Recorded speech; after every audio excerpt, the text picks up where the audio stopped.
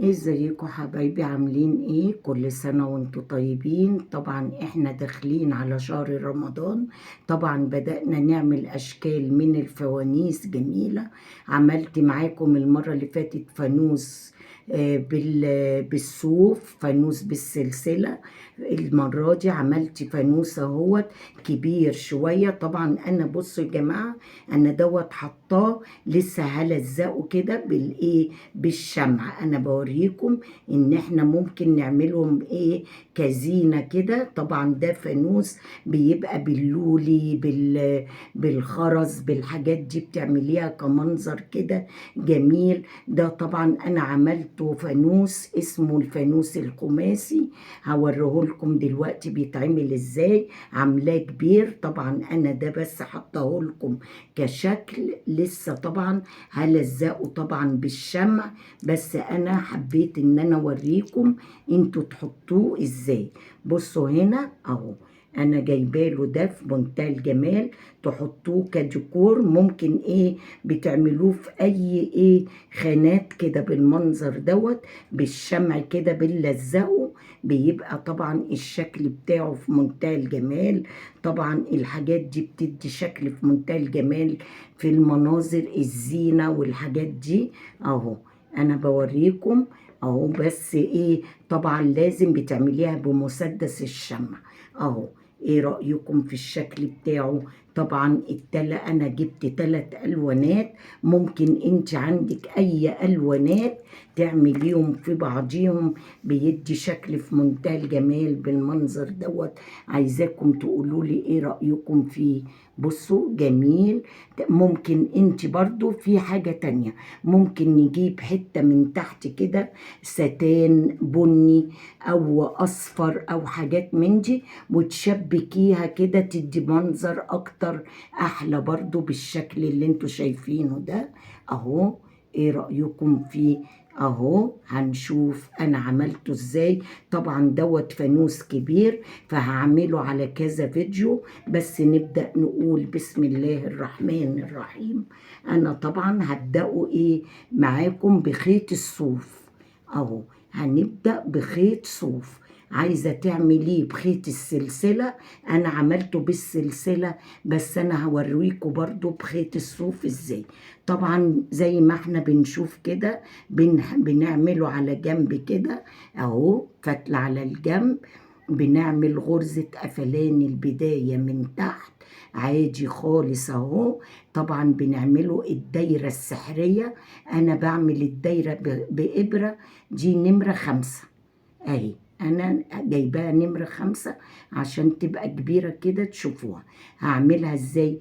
1 2 3 اهو. باجي في اول خانة اهو، ببدأ اعمل تاني عمود اهو. ما هو ال3 دول عبارة عن عمود. التانية برضو في نفس الحكاية، بعمل التالتة. دي اسمها اول بتلة. عملت معاكم اول بتلة، بطلع ب2 سلسلة، بلف الخيط في نفس الفتحة بتاعت اهي الاولى، بعمل 3 عمود تاني. 1 2 3 اهو، بالمنظر ده كده. دي تاني بتلة اهو. شايفين؟ لازم ما بين كل بتلة وبتلة بعمل 2 سلسلة، بلف الخيط على الإبرة في نفس الفتحة هي الغرزة الأولى، هعمل 3 كمان. البتلة التالتة اهو، دي اسمها يا جماعة ال3 عمود جنب بعض اسمهم بتلة اهو. انتوا لو هتاخدوا بالكم دي اول فتحة اهو، بعديها خدت 3 عمود، ادي تاني فتحة اهو، عملت 3. هعمل برضو 2 سلسلة، واعمل تاني في نفس الفتحة 3 عمود. انا عايزة 5 فتحات اهو. اهو ادي كده 1 ادي كده 2 ادي كده 3 هعمل 2 تاني اهو في نفسيها هعمل 3 عمود تاني اهو شايفين اهو ادي كده 1 ادي كل لما تعملي حاجة عديها ادي 1 ادي 2 ادي 3 ادي 4 هطلع 2 سلسلة واجي اقفل في اول عمود في تالت سلسلة بالمنظر ده كده اهو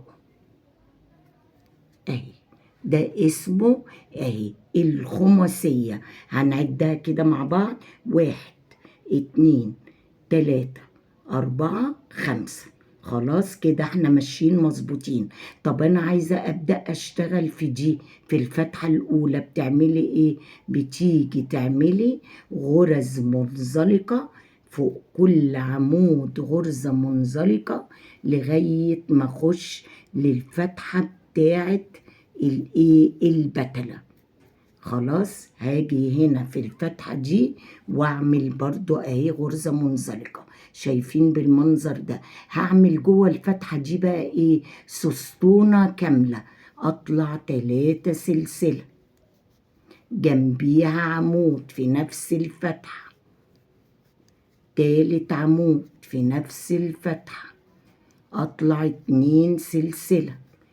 خلاص دي اول بتلة اهي طلعت 2 سلسلة في نفس الفتحة دي بقى هعمل سستونة اهي سستونة كاملة 3 عمود 2 سلسلة 3 عمود اهو شايفين اهي بصوا زاوية كاملة.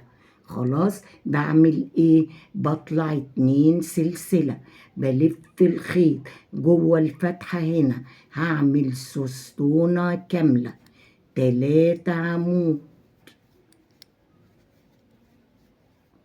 2 سلسلة جوه الفتحة 3 عمود تاني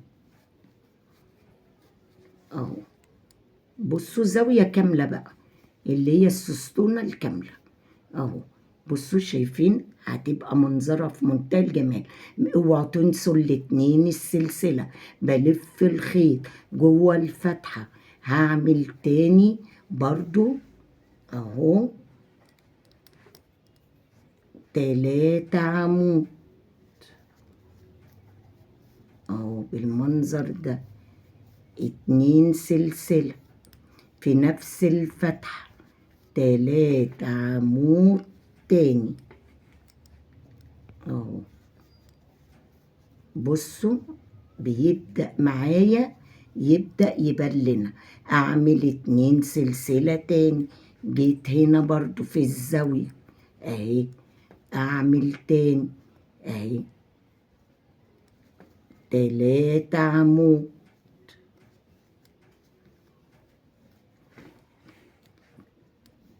اهي 2 سلسلة في نفس الفتحة 3 عمود تاني اهي بالمنظر ده كده اهي شايفين ادي كده اهو عملنا كام اهو ادي 1 اهي ادي 2 ادي 3 ادي 4 لسه فاضل ال5 دي بعمل 2 سلسلة بعمل جوه الزاوية تاني اهو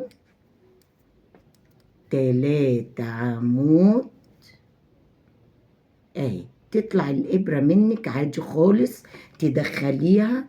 طبعا انا عامله اهو هعمل الفانوس ده المره دي بخيط الصوف عشان نشوف طبعا احنا هنعمله ازاي من اسهل ما يمكن وبيدي شكل جميل زي انا ما وريتك المنظر اهو.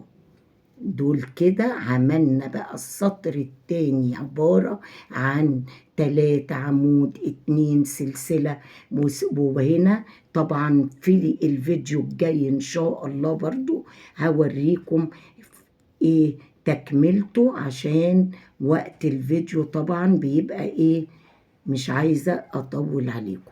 شايفين ادي اول سطر وتاني سطر بدأ هيظهر معايا اهو.